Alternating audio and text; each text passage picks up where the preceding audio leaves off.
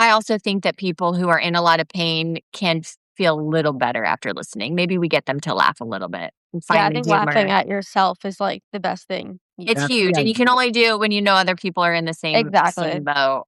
Yeah, that's the idea. Like the whole genesis of this podcast was like, first you want to explain or discuss stuff that's going on that someone else might relate to, but also to be able to laugh about it. And I Exactly. just felt like we want a place where people can have fun too with this whole thing. Yeah. Because it is like when you have a moment to step back and look at it, some of the stuff we do is really funny. Like it just is. I mean, Alicia a couple weeks ago was in tears when I was talking about standing at a light switch for 10 minutes one time like this, like, and it just didn't feel right. And it was 10 minutes of sitting, and like, that is funny. I mean, in the moment I was in amazing distress and was really bummed out, but like, I just picture you just because I know you, and I just like, I know this version of Liam, but then we all have our OCD version where it's like, what the hell? Like, picture me stacking furniture in front of the door because I'm convinced I'm going to get murdered. Like, I'm just like pulling furniture down my stairs by myself. Like, that is funny. So being able to, yeah. Once you like get to the other side of it, you're like, why the hell did I ever do that? Like, that doesn't make any sense. But you're right. It's funny. Yeah. It just is. It's funny and terrible all at the same time. This is sad. I'm Alicia. And I'm Liam. We both have OCD. And instead of spiraling alone, we decided to turn our symptoms into a podcast. You're welcome. Here, we overshare real stories, laugh through the anxiety, and talk to actual experts who can explain why your brain keeps asking, what if I accidentally marry my cousin? Whether your thing is hand washing, mental rituals, or just silently panicking during normal conversations, congrats. You have found your people. This is a safe place, unless you're an intrusive thought, in which case, get in line, buddy. We're booked. So grab a weighted blanket, cancel your plans for the 5th time, and let's dive in. This is the OCD Confessional. And yes, we did check this recording 4 times before uploading it. Welcome back, everybody, to the OCD Confessional. Alix Behar is a mental health advocate and content creator who openly shares her experience with OCD and anxiety. She has spent the last 3 years working in nonprofit community outreach, supporting youth through substance misuse prevention and early intervention. Alix is currently in graduate school, earning her master's in counseling, driven by a deep desire to support others the way she was once supported. We are so happy to have her here. Alix, welcome to the OCD Confessional. Thank you for having me. I'm so excited to be here and chat. All right, let's dive in. What is your confession today? So my confession is kind of ironic. It's that I used to confess every single thought that I had that I thought was like bad or like impure. So I would confess it to my partner, and it showed up a lot in like relationship OCD. So that was like my most like common thing that I did because of OCD. Can you give us an example of what that would look like? Yeah, so if I like had a thought about another guy, if I was just out and I saw someone and I was like, oh, like they're cute, like, you know, just a simple thought like that, which is very normal and very human, my brain would be like, oh, that means that you like cheated on your partner or you want to cheat on your partner. And then I would go and like confess it to him, which is obviously not good for my OCD and can be hurtful as well. So it was just not good for either of us. So you walk back in from your walk and you're like, hey, hon, how did you broach that subject with him? And then how did he respond? Yeah. So in the beginning, he like, we were together before we got married for like 4 or 5 years. So in the beginning, he could kind of tell when I was anxious, and I would start by being like, oh, like I thought about something and it's not really how I feel, but I feel like I have to tell you. Because if I don't, like I'm lying to you. And in the beginning, he was like very like kind and patient about it, which I give him like so much credit for, because I wouldn't have been if someone like did that to me. But as time went on, it got very like exhausting for him. Just hearing some thoughts that, you know, don't need to be shared. And that's kind of what led me into like therapy. A more intense therapy was the confessing, which was really impacting our relationship. I can relate to that. I don't think I realized that was a compulsion. When I think back now, I'm like, wait, I would do that too. It's better. Some things are just better left unsaid. When did OCD first show up for you? Probably when I was 13, so I'm 29 now. It started out as, like, contamination, so, like, I got sick at summer camp one year, and I ended up getting, like, a stomach bug, started throwing up, like, all of that, and it was kind of like a light switch, like, after that, I just started having major OCD symptoms, so, like, washing my hands until they bled, freaking out about touching doorknobs or anything that was contaminated, and so that's what got the ball rolling with, like, OCD symptoms. And did you know what was going on in that moment? And were you able to talk to your parents about it, or what happened from there? Yeah, at first it was really difficult because I didn't understand what was happening. I thought I was just like being normal and that like everybody acted like that. But it got to the point where I wasn't going out to dinner with family because I was scared of eating something and getting food poisoning. And I was making a big deal about how food was cooked for me because I was so scared about getting sick. And my parents really didn't understand it. Anxiety had never really come up. Um, in our family, or at least in this way. So it was very new to them, and I think they were trying to be patient, but again, they started to get frustrated as it continued, and it started impacting, like, other parts of our life and stuff like that, but eventually, as my OCD progressed, they became a lot more, like, understanding and came around that, "Oh, it's probably something more than just anxiety and something else is going on." Did they put you in counseling, or what did they do at that point where they recognized, this might just be beyond the normal childhood anxiety? Yeah, so I was really, close to my dad, and so he was kind of like my support system. My mom and I had a different relationship, and so it was harder for me to talk about things like that, but with my dad, I was very open. He, tried to find me a therapist, and we went, and I was not in the headspace to do exposure therapy, and I was young, and I didn't understand it, and I remember the therapist said to me, like, "Oh, like, the only way to get over this is to like face it." And I was like, no, like I'm not doing that. So I didn't go back. And I kind of just like was in and out of therapy for a while and I never had the right treatment. So exposure therapy was never really brought up for me. And I think that's why it took a long time for me to finally like get better from OCD because I wasn't in the right, treatment for it.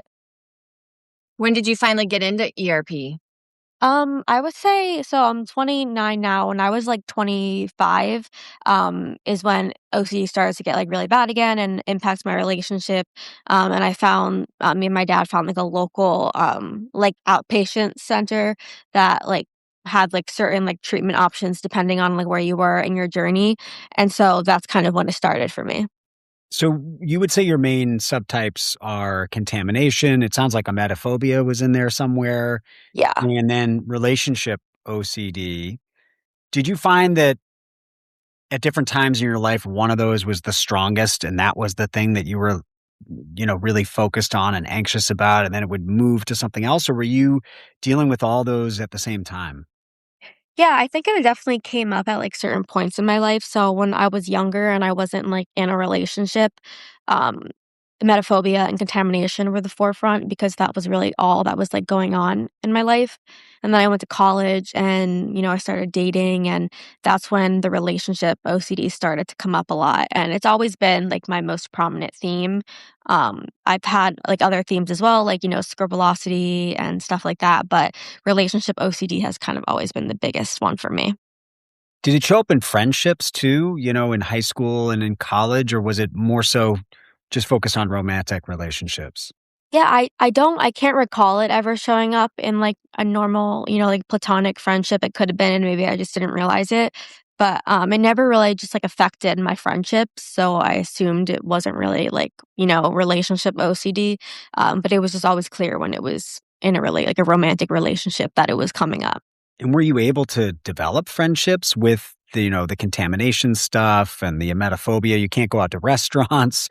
My guess is, hanging out with your friends at that age was probably tough because you're worried, oh, does someone have a cold? Do they have the flu?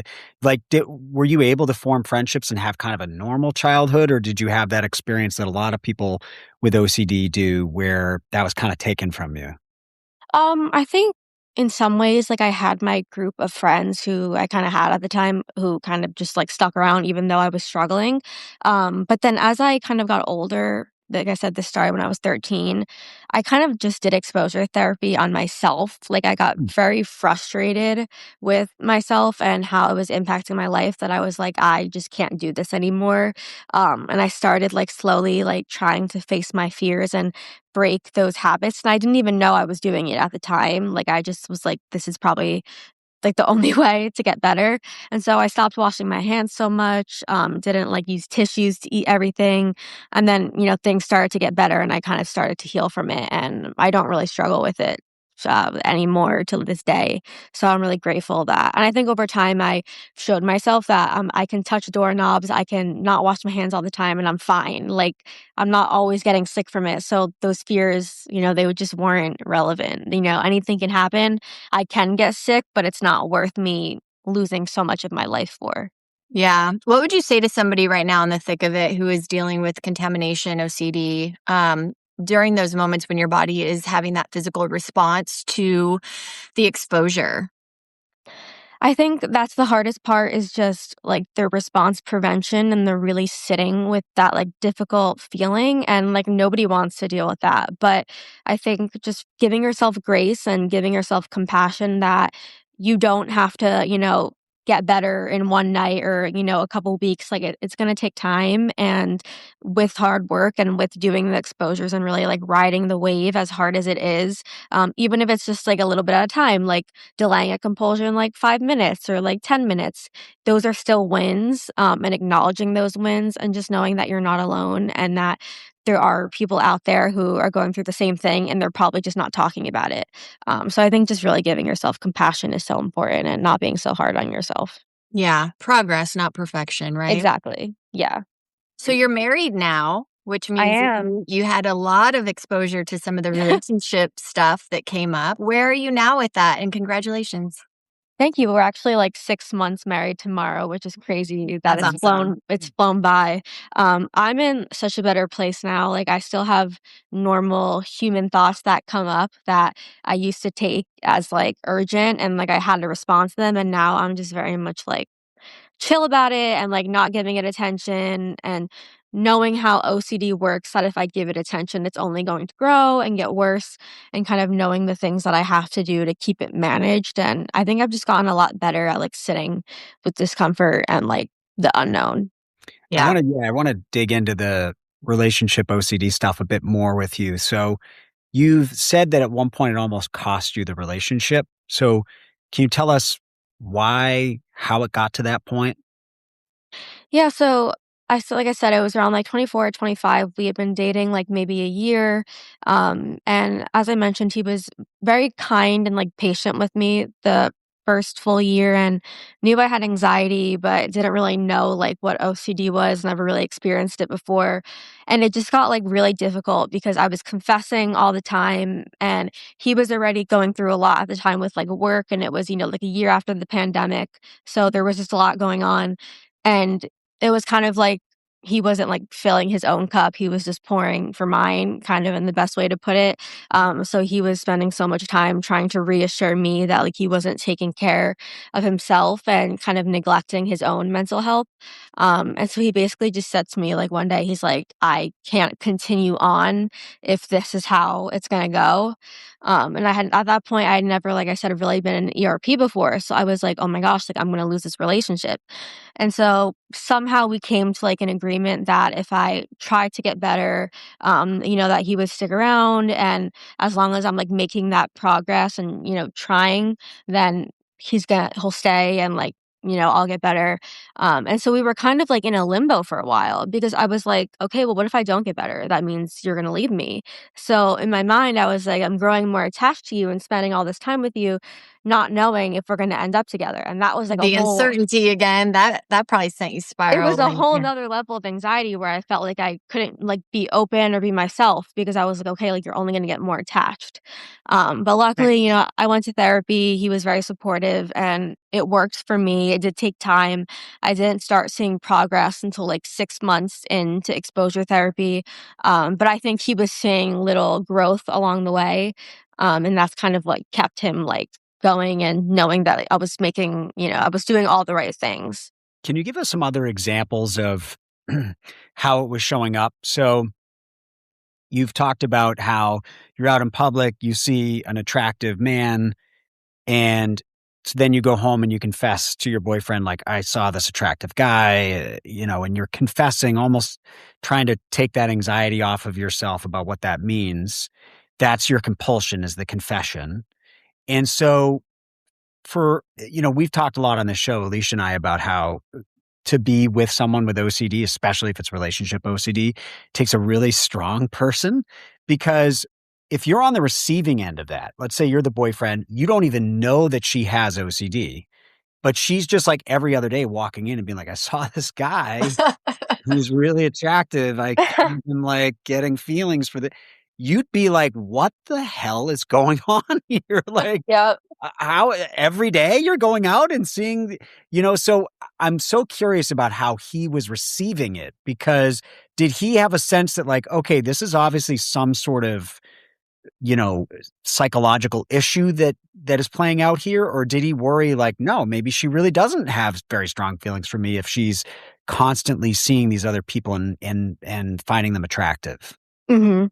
Yeah, I would love to know more. I'm gonna have to talk to him about this now and just see where his head was. But he was just always like so calm, like never raised his voice at me, never got super angry at me when I would tell him this stuff, which is crazy because like you said, like if it was the opposite and he was telling me stuff about another girl, I would be like, "Oh my gosh, like why are you with me? Like you don't really love me." So Mhm. I don't know how he dealt with it, and I think maybe priming him to the fact before the relationship that I had anxiety maybe helped. Maybe he like realized that like, oh, a lot of it is probably just like, being anxious and that's where it's coming from. And I think I always kind of like said to him, like, I don't want these thoughts. Like, they're just coming up. And, I love you and like, I want to be with you. So maybe that was reassuring to him in some sense. I really don't know. He just was a saint and like so good with me. But yeah, so I just think he's like, honestly, like, if it was any other guy I'd been with in the past, they would have like broken up with me and wanted like nothing to do with me. Yeah, we need to have him on the show, 'cause I need to pick his brain about how he was reacting to this. How else was it showing up? So, just by way of background, I also have relationship OCD. Mine, and Alicia has had a taste of this too. Mine tends to be a bit more about my worries that they're not in love with me, as opposed to the other way around. Like, oh, am I attracted to other people? That isn't, mine goes the other way. Mhm. I'm curious how else it was showing up for you beyond, oh, I saw someone, I find him attractive. Is that a problem? Yeah. Yeah, a lot of it was, like, also I started avoiding, like, having conversations just with guys in general. Mm. So, at the time, I was working, and I worked at a gym, and so there was a lot of, like, male instructors, and every time I would, like, talk to them, I would go back and, like, confess or ruminate and be like, "Okay, like, what did I talk to them about? Did I give them, like, too much attention? Did I, like, say the wrong thing?" So I started, like, avoiding, like, men for a really long time and just, like, wanted nothing to do with them because I thought, "Oh, like, you know, I could be doing something, be flirting with them and just not remember or stuff like that." So that showed up a lot. Again, it was a lot of me like not being present in the relationship with my husband, at the time because I'd be so in my head and we wouldn't have like any like just like chill, like fun, like hanging out time because anxiety would always come up. So it was just a lot of rumination, a lot of like avoidance. Yeah, so those were kind of my big ones, like not talking to even just friends who were guys, stopping like those friendships. So yeah, that was a big part of it. And it's so shitty and unfortunate because we all know that OCD attacks what we love and value the most. And if you're in love with your partner and the last thing on earth you ever want is to split up, and your OCD will cause that very thing. That sucks. It's like unless you get a firm grasp and again have a partner that can tolerate some of that stuff, it's really unfortunate, but I'm glad you guys worked out and he had the confidence and everything to stick around. Okay, so you have built a really impactful Instagram page. I love it. I love the way that you articulate what you're feeling and how you connect with your audience. What inspired that journey and what gave you that confidence to share openly about your struggles?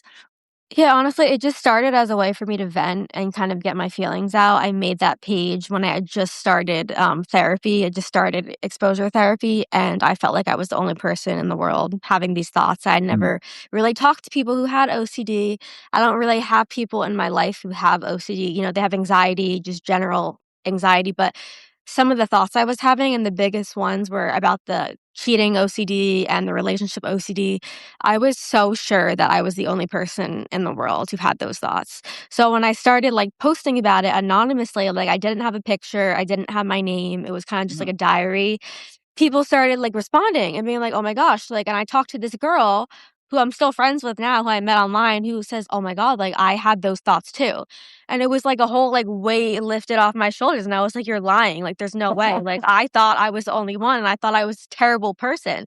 She's like, "No, like I have the exact same thing."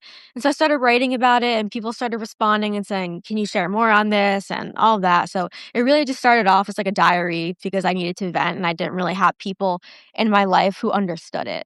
Yeah. It's so important. It's also maybe a sneaky way of getting that reassurance that we need, Yeah, for sure. right? You're Can be a like, slippery slope. "Someone tell me." Yeah, it can be. Look, I just made that a negative, I'm sorry. I get it. No, I understand. You're confessing, basically, is you that's what we're doing Yeah. now. We're Yeah, just that's all we're all But doing on I here. think just, like, at the time, I needed to hear that, Yeah. I wasn't the only person, and my therapist at the time told me that, they're like, "Obviously, you're not alone," like, this is why we're in business because people have OCD, like, and there wasn't that many people in the treatment place that I was at the same time. There were, like, 2 other people, and they had very different OCD. It was, like, typical, like, just right OCD. So, again, this was, like, all very new to me, and I've never heard of it before. So when people started messaging me, I was like, "Oh my gosh, like, I'm actually not alone, and this is amazing that it's not just me." No, it's incredibly powerful. Maybe one of the most powerful tools in recovery from OCD and probably most mental health issues is Mhm. community and finding other people who are going through it. I want to talk to you a bit about your time in recovery. So, when you finally decided to go, it was because your relationship was in danger and you guys had decided together that you needed to do this. What exactly did that look like there? How were they exposing you to that? And how did that eventually help you get better? Yeah, so I remember my first session was, like, the typical, like, making a hierarchy of, like, all the things that, like, Mhm. brought me anxiety, and so we would start really small, like, just watching movies or listening to music about cheating and, like, affairs and all of that, so a lot of my exposures were just watching movies where people were cheating on each other. Liam's I favorite thing. I have the same He hates exposure it. therapy I hate argument. it too. It's Yeah, the so worst. it was You're a like, lot of "Yep, that. that's." You feel like you're giving them ideas. Yeah. You're like, So it "You're not allowed to watch this because 'cause you're gonna get some idea." exactly, it was just, like, a lot of, like, sitting with that discomfort and not thinking and applying it to my own life. "Oh, like, have I done this before?" So it was that, and it was a lot of script writing, like, writing, like, my worst case scenarios, reading them back to myself, reading them to my therapist, recording it, listening it back, like, over and over again until I was kind of just like, "Okay, like, yeah, obviously this is BS," like, and I was able to, like, separate myself from it, and it took a lot of time, and my therapist would have me do some, like, really weird stuff, honestly, that maybe I don't know if I would wanna do again. But I guess that's the whole point of, like, exposure therapy, and it obviously worked, so she knew what she was doing, but at the time, it can feel so, like, counterintuitive and, like it's not working because you're doing all this stuff and you're teaching yourself that you have to sit with that and, like, you can't react to it. So, Mhm. it's painful at the time, but I can see why, it works Can I ask when you this? When you were going through that, how did your therapist tell you to handle discussing it or not with your husband or boyfriend? Yeah, so they told me, like, if you get the urge to confess, the goal is obviously not to tell your partner. Like, if you really, really feel like you have to, like, tell a friend or write it down in your notes app and then, like, just move on with it. And then if it came to the point where I felt like I had to confess to my partner, leaving out certain information, not fully confessing, so kind of like making it imperfect, as a way to kind of like still not completely give into the OCD and practice like some response prevention. That's so interesting because so I'm in ERP right now for relationship OCD and a couple of other subtypes, but One of the things my therapist said is you are not to discuss this treatment with your wife. So my wife is a clinical psychologist, which complicates things a little bit, but so much of the way I dealt with my OCD leading up to this moment was to confess to her what was going on with me. I didn't realize that was a compulsion in and of itself. But basically, what happened is I spent so many years being silent about my struggle that once I finally opened up to my wife, which was a great decision to be vulnerable with her and say, I'm really struggling because it led me on a path to recovery. But it was kind of one of these things where it felt so good to open up to her when I finally did that it just became a floodgate. And it was just verbal diarrhea all the time of like, I'm thinking this, help me with that. I'm thinking this. And eventually my therapist recognized that is its own compulsion. You are constantly going to her for reassurance and you're doing it sometimes in direct ways, sometimes in indirect ways. But for the course of this ERP, you're not to talk to her about the ERP. You're not going to talk what it is that you're doing for an exposure. Because what you're doing is trying to get reassurance and you're messing. And Would you guys, did you find yourself going, I really want to tell you this, but I'm not supposed to? Yeah, like, because she's so curious as a clinical psychologist, like, she'll pretty frequently be like, hey, so how was therapy today? What did you guys do? And I'm just, it was good. And she's your best friend. You want to share that stuff with. That's true. And that really sucks is that it does kind of rob you of that dynamic of, you want to be open and share this thing. I mean, ERP is going to be one of the more difficult things you're going to do in your life. And it's one of the most impactful things you're going to do in your life. And of course you want to share that with your best friend and the person in whom you can find the most in every other aspect of your life, but you can't. I literally sometimes have to physically bite my tongue. And so it's an interesting thing. I was curious how you handled that in your journey. Yeah, no, for sure. I remember my therapist saying the same thing. You cannot tell your partner the exposures you're doing. And it just felt so heavy because I was well, I'm doing these things. And what if I am actually cheating? What if I'm going too far with these exposures? And I want to go and tell my partner, but I can't. So I think he got really good at I also have diarrhea of the mouth where I overshare everything. The medical And so you're in good company, Alex. He got to the point where he was stopping me. He was like, nope. He was like, is this a confession? And I was like, you're right. And so he'd be like, I don't want to hear it. And in a gentle way, but he knew that I wasn't supposed to be sharing my exposures. And I still haven't shared them with him today. Not because I couldn't tell him, because I am at a point now where it would be fine. But again, I just think I've gotten to the point where I don't need to. I'm confident in our relationship now. But you're right, it's so hard because that's your best friend. That's the person who you want to go to. And for all relationships, even healthy relationships without OCD, there is a reassurance that is supposed to be part of the relationship and that every human being, whether they have OCD or not, desires and deserves. So when you have OCD and you're already going for reassurance, it's where do you draw the line? What is normal reassurance or what is bleeding into OCD? So it's a very complicated thing that I'm still figuring out, and I'm sure you're still figuring it out too. It's just kind of learning as we go. Yeah, it really is an ongoing thing. Do you feel like you meet the criteria right now for OCD, or are you? I think right now, How do you? I think right now I probably don't meet the criteria. I definitely have felt in the past couple weeks just some normal work stress that came up and little OCD tendencies that started to come back, but I'm very good now at acknowledging it and figuring out how OCD shows up for me now.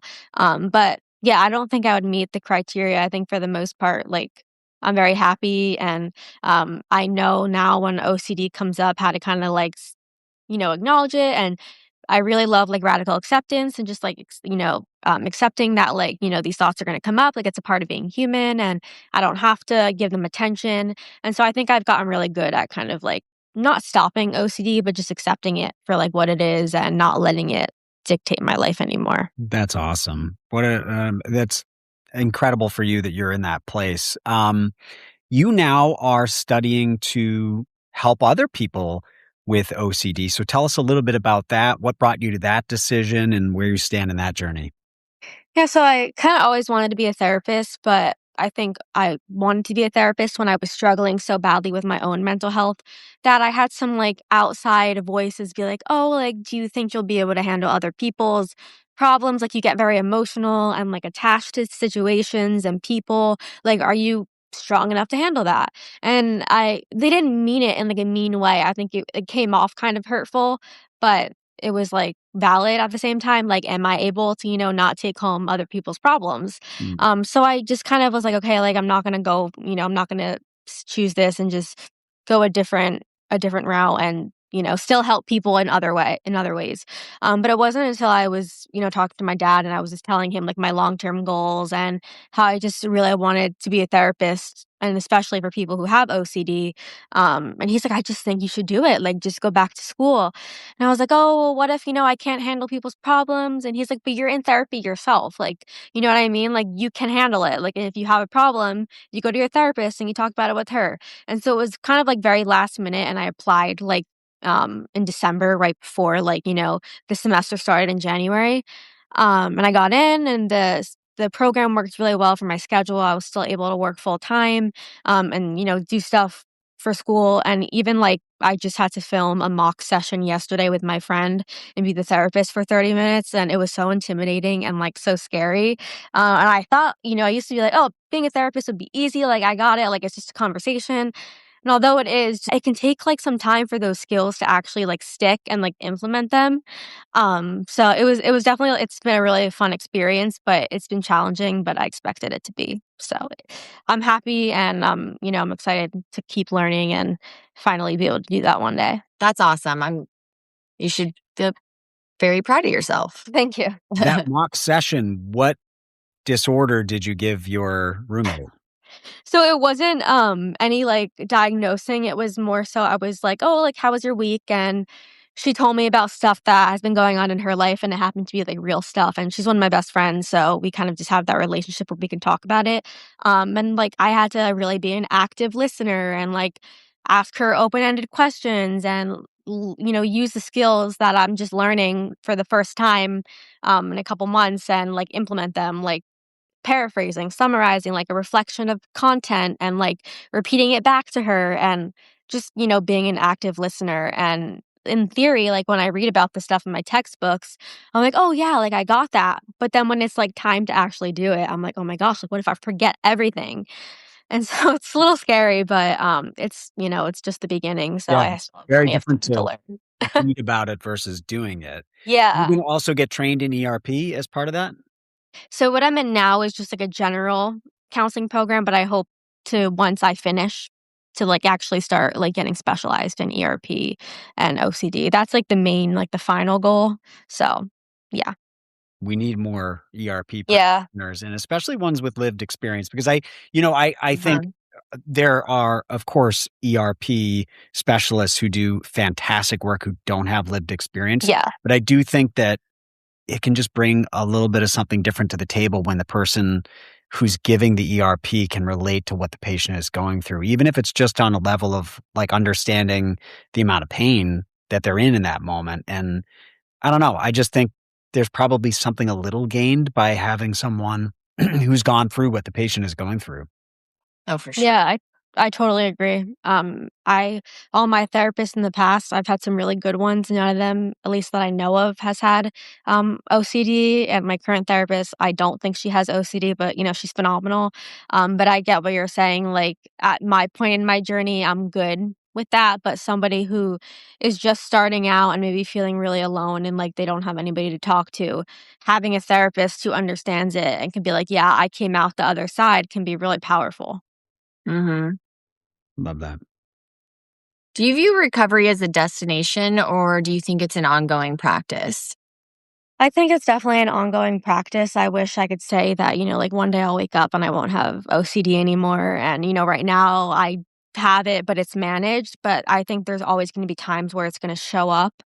And I just kind of have to use the skills that I know and, continue to choose recovery. I don't think it's like there's a cure for OCD, unfortunately. Hopefully there is, at some point in the next 20 years. And then we can all just be great and happy without it. But I think for any mental health condition, it's like an ongoing journey and like it gets better, and that doesn't mean that you can't have, like, a beautiful, fulfilling life. It just means that there's gonna be times where it acts up and other times where it doesn't. For those times when it acts up, what are some daily habits that have really helped you stay on track and stay in that positive mindset?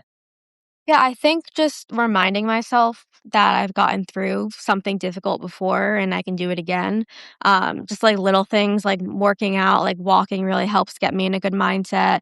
Making sure I'm scheduling therapy sessions as I need them. And just really practicing like self-compassion and giving myself, credit for everything that, I've been able to do, and that I'm in a good place right now. And I think one of the biggest pieces of advice that my therapist gave me that helped me so much was that it's not about having like 0 bad days. It's about having more good days than bad days.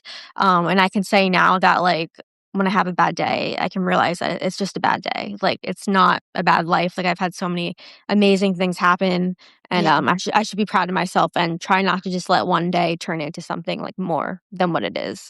I love that, and to not feel guilty for having that bad day, right? And just let Mhm. yourself just feel it all and know that it will get better. Yeah, 100%. Yeah, that takes practice because when Yes. you're in the bad day, the logic part of your mind goes, I know that by tomorrow or a couple of days from now, I'll be out of this. But for whatever reason, it feels permanent in the moment. Mhm. Yeah, and then someone comes in and says, "Oh, it'll get better," and you're like, "You need to stop talking right now." Along those Yeah. lines, what's a big misconception about OCD that drives you crazy on the regular? I think probably what most people who have OCD would say, just hearing like, "Oh, I'm so OCD, like I like, I'm really organized and I really like things a certain way." Even like when I work with a lot of kids and teenagers, and they'll throw that word around very lightly, and inside I'm just like, "Oh my gosh, like I have so much to say to you." But I have to like reel it in and be like, "Okay, like they're kids and like, they might just not understand." But I just hate when people throw around OCD and, depression, whatever it is, as if it's just like a simple, like a little thing Mhm. that, doesn't really affect you. When for somebody who has it, you're like, this has impacted my life so drastically. For you to reduce it to like a simple word and adjective, it makes me so angry. And I used to get so angry and like start fights with people about it. And through a lot of therapy and, talking to people, I'm like, I just have to give them the benefit of the doubt that they Yeah. don't mean it and they're not having bad intentions, they just don't know. Yeah, they just don't know. My girlfriend said it, when I first found out and was learning what it really is and how I've been living with it my entire life. Um, she said something about how it's her OCD that her closet is color coordinated, and I said, "That's actually not what OCD is. I thought that too, but there's a lot more to it. It's pretty debilitating." And she was like, "Oh," and I just left it at that. But there is really no nice way to, like, I tell think that's a really people. kind way to put it though, the way you did. Yeah, I that's don't know actually if I not OCD. She was kinda like, "Huh?" Yeah, Mhm. I don't know. It's people have a lot to learn still. Yep, I agree. That's what we're doing here. That's what you're doing on your page, Alex. So, how can people find you if they want to learn more about what you're doing? Yeah, so I have some YouTube videos that I've done with no CDs, so you can search me on YouTube or follow me on Instagram. That's where I post most of my stuff. And I've actually just started. I think it's called Substack, maybe, and I've started like writing on Excellent. there, which is cool because it gives you a lot more like information. You can write like actual articles, but I think Instagram is probably the best place to find me. And that's Recover OCD, right? Yes, Go follow her, guys. She thank you, shares some good stuff. thank you. I was texting Liam saying, "Remind me to share the stuff that's coming up for me during this move," because I have been, long story short, I've been in the same house for 11 years. I've gotten really comfortable. I feel very safe here. We live in a beautiful street and neighborhood. And we are now in a position to potentially buy. And so where we can buy is in a different area, that I don't feel as safe. And if you've been here from the beginning, you will remember that one of my deepest fears is someone breaking in and killing me. And you laugh. You're going to laugh until it happens, and you're going to feel really bad, Liam. And, I would barricade the doors when my husband was out of town, and because I was convinced someone was coming in or stalking me. And it became a real compulsion at night to secure all the doors the best way I knew how. Pretty ridiculous looking back now, but very real in my mind. And what's coming up for me is, how am I supposed to know that where I'm moving is safe? How am I supposed to know that I'm not? So I downloaded a free app where you can see what pedophiles are in the area. No, Liam, it is alarming. You guys, the amount of registered pedophiles that come up in your area is very disturbing. And it is keeping me from finding a house because, look, you can say, okay, maybe this person was charged with assault and he was 18 and his girlfriend was 17 and the parents were pissed. Okay. But you can see what the charges are under their name, how long they served. I'm not doing it. I will pass up on my dream home, the perfect scenario, if there is a registered sex offender within a mile. So for me, it's like, okay, at what point do I stop the obsession of researching who is where? Is it better to not know? Is it better? No, I think you should know. If my neighbor is a registered sex offender, that's a big deal. I have 2 young kids. Yeah. Well, yeah, depending on what he is registered for, because, right, some people end up on the sex offender registry because they were like urinating in public, right? And Right. But it says it on there. So I'm like, oh man, how many did you look I'm up where getting, you currently live? yeah, I did. Okay, wait, this is really funny. Okay, wait, this is kind of funny. So I'm in real time. I'm on the phone with my sister. She's the one who told me about the app, by the way. Thanks for that. So and what happens is when you go on there, a bunch of red dots will come up, Yes. where they are. Yeah. So I'm sitting in my living room and I look up the address. I can't breathe. I'm looking at the address that I'm in now, and the location is also red. So I'm zooming in. I'm like, oh my gosh, there's one like right here. Oh my gosh, he's like in my living room. Oh my gosh. Wait, that's just my location. I was like, wait, hold on. Why does it say he's on my street? Who is this person? I just kept going closer and closer. It was the pin. It was the pin. The pin. It was the pin. I cried. I laughed so hard. People have been following along with your search for a new home, and you had you had a home that was almost going to happen, and then I was in escrow. Yeah. I was in escrow, and look, I don't think that what I'm asking for, I'm willing to bend in some ways, right? And I live in LA. It's a very tough market out here, and it's very expensive. I'm very aware of the situation I'm in. However, when the inspections came back that there was like leaks and plumbing issues and mold and no drainage and all these huge issues, I was like, I'm sorry, what? I had no idea the list would be this long. And so we could go back and forth and get credit and negotiate, but I was like, nope, not for $1 million. I'm not doing this. I'm out. Alicia and I have been texting during this, and then at one point you sent me a picture of a skeleton. Guys, there was like a skeleton.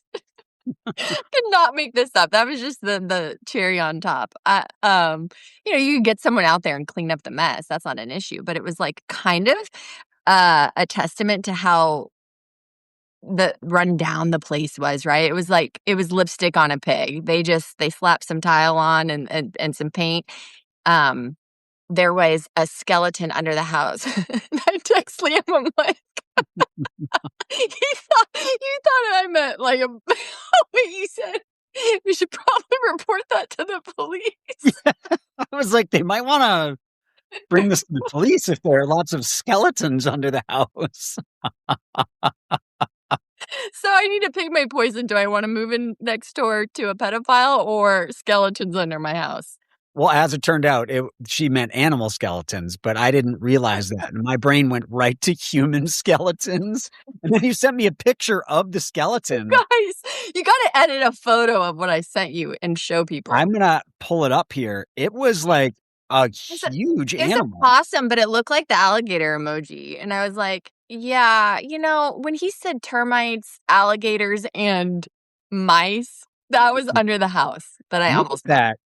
That is a legit large skeleton right under the house. My question is did it get in and get trapped? Why did it die under there, Yeah. It probably was carbon monoxide poisoning, which I know is another one of your... That's a big one for me, you guys. I just don't know if the house hunting, if I'm cut out for it. I don't think it's going to work out. I think we're going to have to just buy like a motorhome and just drive around town. I mean, do you think... Wait, Costco has those tiny houses for $19,000 right now. Oh my God, though. That's cool. Yeah, you just have to buy the land for $1 million. Yeah, well, that's right. Yeah. So we're just going to drive to Boston and end up on your lawn. Hey, neighbor, we're finally neighbors. That'd be cute. I like that. Thanks for listening to another episode of the OCD Confessional. Be sure to follow this show so you get new episodes. You can subscribe to us on YouTube or find us on Instagram and TikTok at the OCD Confessional.